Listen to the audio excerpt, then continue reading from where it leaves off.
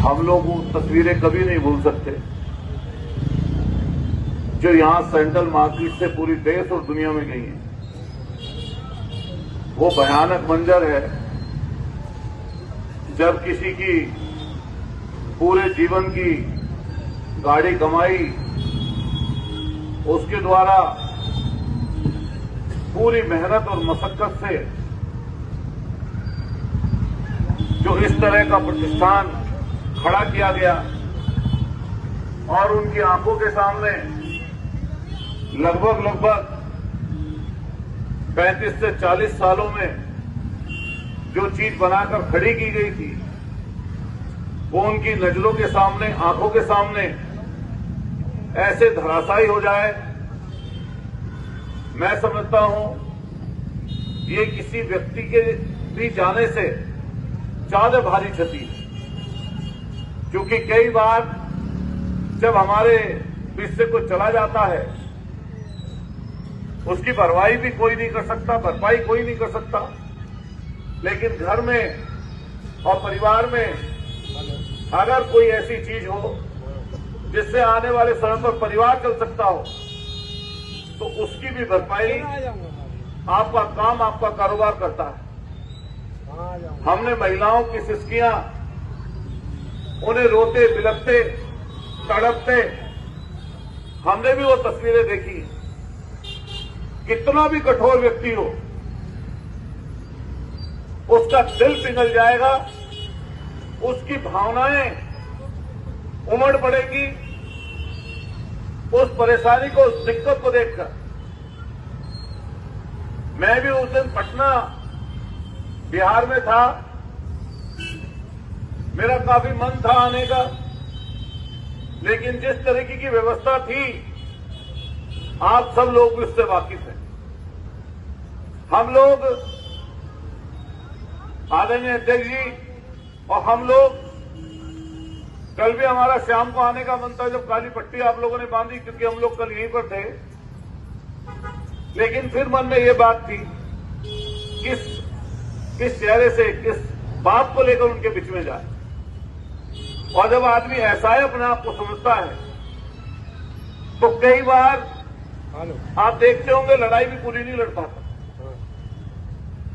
जब हमारे पास ताकत होती, जब अलग तरीके का ताकत का अगर आदमी सदुपयोग करे तो बहुत सारे लोगों को लाभ उसका मिलता है। नवीन जी यहां पर बैठे हैं, पूरे सेंट्रल मार्केट का एक एक व्यक्ति, हमारा भी घर दूरी पर नहीं है। मैंने पहले भी ये बात बोली थी, यहां पर सिर्फ न केवल दल पार्टी की वजह से हम लोग नहीं खड़े हैं, ये हमारी खुद की जगह है, ये हमारा बचपन यहीं पे बीता है। हम लोगों ने घूमकर, यहीं बैठे हमारे भाई कैलाश डेरी वाले, कभी आए साइकिल लेकर बैठ गए, कभी आए लाभ जी वाले बैठे, कभी अरोड़ा जी वाले बैठे, गवर्नमेंट कुछ चीज खरीद के ले गए। सर्दी शुरू हुई तब, गर्मी शुरू हुई तब, कॉपी पेंसिल लेनी है तो मतलब बचपन से उससे जुड़ाव रहा है। जिनके टूटे हैं उनके ऊपर दुखों का पहाड़ है ही, लेकिन मेरठ छोड़िए, किसी जगह के किसी आदमी से आज आप बात कर लीजिए, कल और पार्टी से ऊपर जाकर, हर एक व्यक्ति के दिल में पीड़ा और कष्ट है।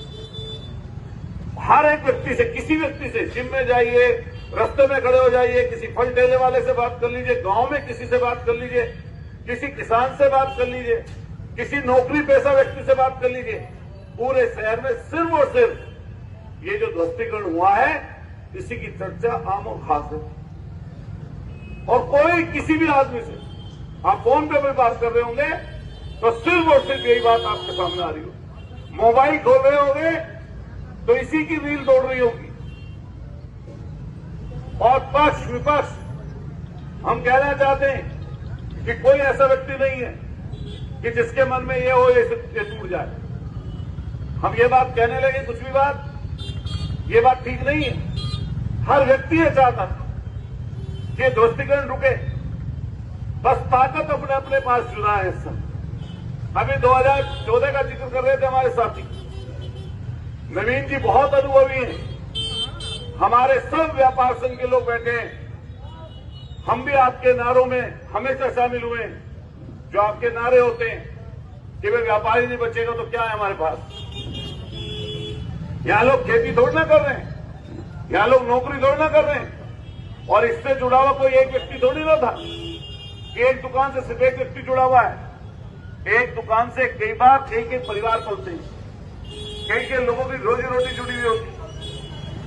अभी जो चर्चा चल रही थी, हम पहली बार भी बोल के गए थे वाली बात कि नियम और कायदे बनाने का काम सदनों का है। आप ध्यान करिए, जिससे कुछ दिन पहले की घटना, रेलवे की एक बहुत बड़ा भूभाग है उत्तराखंड में, हल्द्वानी में चले जाइए, जिसमें लाखों की आबादी रहती है। इसी तरीके से कोई कोर्ट चला गया और कोर्ट से ऑर्डर लेके आ गया, कहा कि पूरी की पूरी जमीन खाली करिए, घरों को तोड़िए। घर घर नोटिस लग गए। नोटिस लगने के बाद में जब जनता इकट्ठी हुई, लोग इकट्ठे हुए, चर्चा बनी, और इतनी बड़ी चर्चा बन गई कि देशव्यापी चर्चा हो गई कि कहां जाएंगे ये लोग। सुप्रीम कोर्ट को भी रोकना पड़ा और सरकार को भी आगे आना पड़ा। आप एक जगह की बात नहीं बता सकता मैं, आप जगह जगह जाकर देखिए। अगर यहां पर रेजिडेंशियल के नाम पे घरों को तोड़ने लग जाए, दुकानों को, प्रतिष्ठानों को तोड़ने लग जाए, तो आधे शहर का व्यापार छोड़िए 70-80% व्यापार खत्म हो जाएगा। भाई आपके पास नौकरी तो है नहीं, आपके पास कोई और अलग चीज सरकार के किसी और के पास देने के लिए है नहीं, तो लोग करते क्या है? अपना छोटा मोटा कारोबार चलाते। यहां पर बहुत सारी दुकानें ऐसी हैं जिनमें शाम को जितनी उनकी कीमत का सामान रखा है उस हिसाब से अगर लगाएं तो उसके हिसाब से कोई उनके पास मेहनताना है, उसके बराबर की आमदनी नहीं होती। बात सही है, बता दीजिए गलत है। बहुत सारे लोग ऐसे ही आते हैं और बस बात देखते रहते हैं ग्राहक कब आएगा, और कई लोग बेचारे ऐसे ही चले जाते। सबकी दुकानों में नहीं है ऐसा कारोबार है कि सब लोग एकदम पूरा एक दिन में अमीर बन जाएंगे, एक दिन में सारी चीज सारी कमाई हजारों लाखों का उनका कारोबार हो रहा है, ऐसा नहीं। अगर पूरे जिले में आप जगह जगह जाकर देखेंगे, ऐसे ना जाने हजारों लाखों लोग हैं जो बेचारे से इसलिए खोल के बैठ गए जब उनके पास कुछ दूसरी चीज नहीं है, तो उन्होंने अपनी गली में, मोहल्ले में, जगहों पर छोटी छोटी दुकानें खोलकर अपना छोटा मोटा कारोबार कर लिया। समय बदला है, हमेशा थोड़ी ना ऐसी भीड़ थी, हमेशा थोड़ी ना इतनी पॉपुलेशन थी, या हमेशा थोड़ी ना 40 साल पहले थोड़ी ना ऐसी सेंट्रल मार्केट थी। धीरे धीरे व्यवसाय बढ़ा, जगह बढ़ी, लोगों का आवागमन हुआ, लोग इसी तरीके से बढ़ते बढ़ते छोटा छोटा काम लोगों ने बढ़ाया। हमारे तमाम ऐसे लोग बैठे हैं यहां पर जिन्होंने बहुत छोटे स्तर से शुरुआत की, अपनी मेहनत लगन से। 24 घंटे में से ऐसे कई लोग हैं यहां पर 6 घंटे 5 घंटे सोते नहीं है।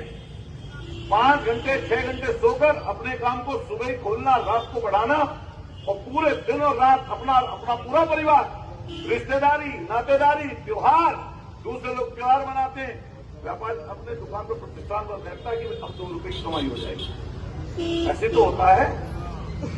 मुझे गिला और कष्ट सिर्फ ये है कि जिन लोगों के हाथ में ताकत ज्यादा है उनको अपनी ताकत ज्यादा दिखानी चाहिए।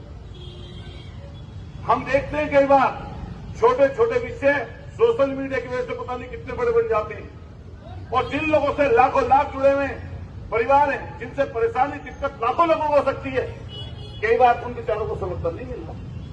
मैंने पहले भी एक बात वहां पर कही थी, आपको ध्यान होगा, जब मैं पिछली बार यहां पर आया था, कि 2 तरीके हैं।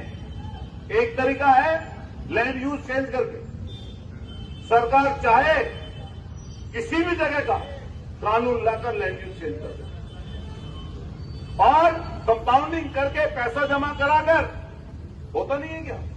अभी आप चले जाइए एमडीए में, हम लोग न्यूट्रीमा के खिलाफ लड़ रहे थे, न्यूट्रीमा के अकेले खिलाफ नहीं, पूरे व्यवस्था के खिलाफ।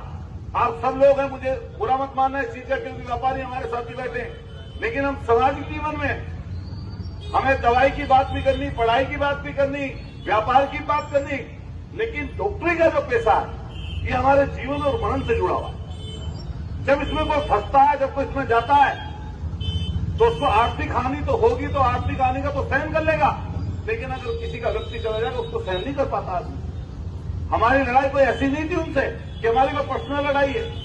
आज सब लोग इस बात के गवाह हैं, जितने लोग यहां से वहां तक बैठे हैं, कि हमने अपनी मेहनत के दम पर जो चीज पाई अपनी मेहनत के दम पर पाई है।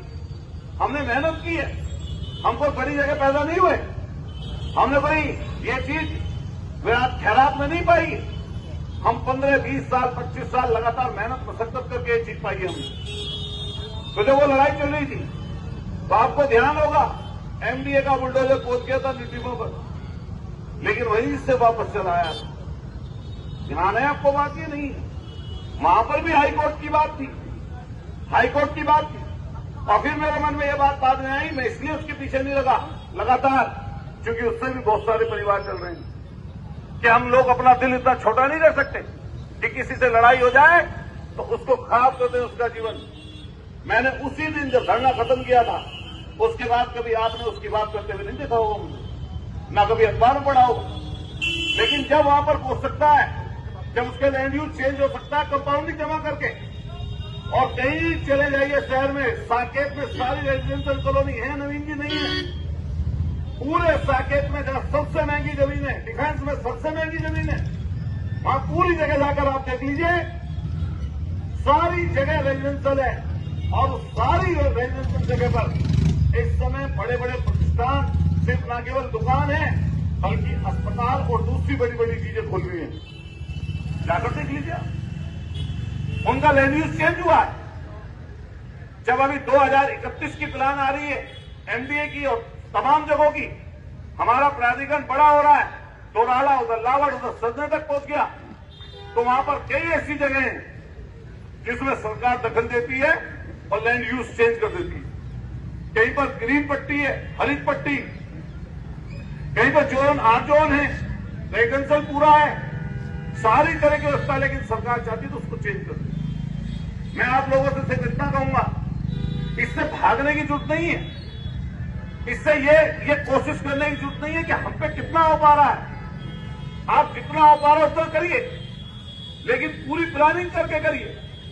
मैं दावे के साथ कह सकता हूं, जिस व्यक्ति को सुरक्षा दी गई है अभी, यहां का जो सुप्रीम कोर्ट में लड़ाई लड़ रहे हैं, क्योंकि हम लोग न्यायालय के खिलाफ नहीं बोल रहे, लेकिन अगर बड़े लोग शहर के, अगर सम्मानित लोग शहर के, उनसे वार्ता करते, बात करते, क्योंकि उनका परिवार है, वो भी आते जाते होंगे समाज, वो भी शादी ब्याह में जरूर एक दूसरे के संस्कारों में शामिल होते होंगे। तो अभी आप मेरे पास 4 लोग इकट्ठे होकर चले जाओ, अगर मेरा मन कुछ और हो और आप मेरे पास आ जाओ, तो मैं ये सोचूंगा कि कल जब सेंट्रल मार्केट से निकलेगा तो इनको मेरे से नाराजगी होकर अगर मेरे घर से चले गए तो मैं इनके आंख में आंख कैसे मिलाऊंगा? बात सही है गलत आप बता दो। तो मेरे मन में ये बात रहेगी, इसलिए कि इस पर और प्रयास होना चाहिए था। और जब 2014 का आप जिक्र कर रहे हैं, उस दिन तो यहीं पर खड़ा था बुलडोजर, आरएएफ थी, बीएससी थी, नवीन जी जब आप लड़ रहे थे, यहां से वहां तक पूरी मार्केट भरी हुई थी, बंद थी सब, और पूरे शहर का भी व्यापारी था। यहां पर जब माननीय अखिलेश यादव जी से बात हुई, उनके सेक्रेटरी से बात हुई, और उसके बाद वो चले भी गए थे, तब भी निर्णय और सर्वोच्च न्यायालय का, उच्च न्यायालय का था या नहीं था? आप बताइए।